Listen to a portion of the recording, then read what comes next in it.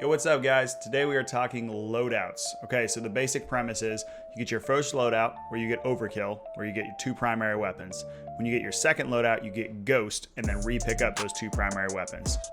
Everybody should understand that by now. I'm just throwing it out there to make sure that's covered. The goal with those two primary weapons is you want to cover as much of a range as possible as effectively as possible. This loadout advice applies no matter what the meta is. Warzone Verdansk, if you will, is a huge map with all kinds of different terrain. There's times when you have huge open stretches, you have very tight inside building areas, and you need to have your two guns that you're carrying cover as much of that range as effectively as possible, if that makes sense. It does you no good to run a sniper rifle with a slow ADS and a big zoomed in scope paired with an AR with a slow ADS and a zoomed in scope. You are now covering all the open, the medium to long range areas, but if you're inside a building, you're at a huge disadvantage to anybody with an SMG. You will lose that fight 9 times out of 10 if that player is even halfway decent. At the same time, it does you no good to run a shotgun and an SMG or something like that just because they're your two favorite guns, because now you are completely ineffective at range. You want to have balance in there, and it's up to you exactly how you find that balance. I think everybody's always searching for that perfect mix, but in general, if you're wanting to snipe, I would recommend something like this. I'm running Kar 98 with a Ram 7. You can mix and match. It doesn't have to be a Kar 98. It doesn't have to be a Ram 7. But I would recommend running an AR with your sniper rifle most of the time. You could get away with something like a Mac 10, especially if you're using a gun like the Kar 98 or maybe the SPR. That is better at that kind of medium range sniping. If you're running a slower sniper like an HDR or an AX50 that's a little bit on the slower side, you probably want to run an AR, because those slower sniper rifles do not work very well at the close to medium range just because of how slow their ADS speed is. They take so long to look down the sight. So you want your AR to pick up that range. So the way I have this set up, this Ram 7 is set up for fast ADS speed, fast movement speed, and it's got iron sights. It's not a zoomed in sight. In general, at close range, you're better off with an iron sight or a reflex or red dot sight, something without zoom on it. Zoomed in sights are harder to aim at close range or when somebody is tracking quickly back and forth. So in this case, the AR is there for 0 to up to about 40 meter range. It's effective past that, but that's about what you want to use it at. And then after that, it's all Kar 98 or whatever sniper you're using. If you're more the run and gun type, the current meta is basically an AR paired with an SMG, with that AR set up to be a medium to long range AR and that SMG set up to be a delete machine at close range. Obviously, the DMR Mac is the classic loadout right now. Even after the nerf, the DMR is very strong. I'm not sure if it's the best in the game, but I really enjoy it because of how much it rewards accuracy. The DMR, think of it like an AR. It kind of is an AR in a way. The DMR is set up as your medium to long range option. It's got a 3x scope on it. It's not super fast to ADS. It doesn't have a humongous magazine. It is medium to long range only. You don't want to be using this thing inside of a building.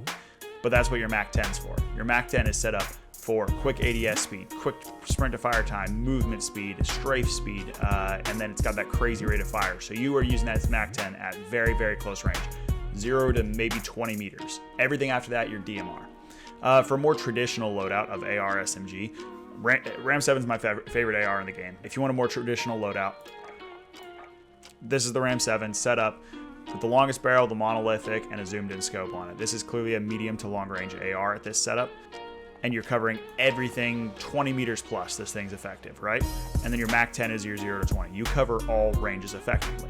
The Ram 7 is not the best long range AR because the recoil is not that easy to control and beam with. You can practice, you can get better. I'm pretty decent at it. But if you want to emphasize that longer range more, you might pick a gun that is easier to control at extreme ranges, like say the Kilo, the Growl. I'm sure there's some other really good ones out there too, that are really, really effective at extreme long range. However, you're going to be giving up the nice time to kill of the Ram 7 at that short to medium range. So that's the choices you have to make based on your play style, based on your team's play style, sometimes even based on where you land if you have multiple loadouts run. It's up to you how you run it, but keep in mind your goal is to, as effectively as possible, cover as many ranges as possible. So the other thing I wanted to show you is this website called True Game Data. This is an excellent tool for figuring out your loadouts. So I'm just going to show you how this works real quick. You come here, you can click Comparison Tool. They also have some loadout suggestions. And every gun in the game is in here, and you can get the stats on it. So I'm just going to give you a basic comparison here. Let's say the Kilo, and we're going to say we're going to add another, and let's go with the Ram 7 because that's kind of my go-to. we're gonna say generate summary. We're gonna choose 3 plates because that's Warzone. And it gives you the time to kill of the guns. It gives you more than that, but we'll start with this. So an orange line is your kilo, the pink line is your Ram 7. Lower is better, a faster time to kill. So as you can see, the Ram 7 in general kills faster than the kilo. It's faster up to say about 30 meters, 28 meters, and then it's slightly slower, and then it's faster again, then a little slower, and then it's faster all the way to infinity. So Ram 7 does kill faster, but remember, this is if you're hitting every shot. The Ram 7 has harder to control recoil than the kilo. So even though the Ram 7's potential time to kill is faster, if you're not hitting all your shots, the kilo will most likely end up killing the person faster just because of more shots hitting the target. So this is a great tool. I recommend you going on there, plugging in your current loadouts, and you can figure out how you can optimize them. Another really useful thing is they give you the specific stats. The aim down sight time is a really key one. The sprint to fire time, your ADS movement speed. That's how fast you can move back and forth while ADSing. Also the bullet velocity. Loadout is not everything, but there's no reason not to be using the best loadout you can while you're playing if you're trying to get better at the game. The last thing I want to show you guys is your kind of, I'll call them utility classes. So one I have is my fully loaded class. So this is set up with the AS Val running the fully loaded perk, which means when you pick up this loadout, you get maximum AR ammo. The AS Val is an AR that works kind of like an SMG. The only reason I'm pairing 2 ARs here. So my main AR, the AMAX, in this case, I could use the Ram 7 as well, is set up exactly how I want it. Long barrel, monolithic, commando foregrip, holographic sight, big magazine, right? That's set up exactly how you want it. Your AS Val is set up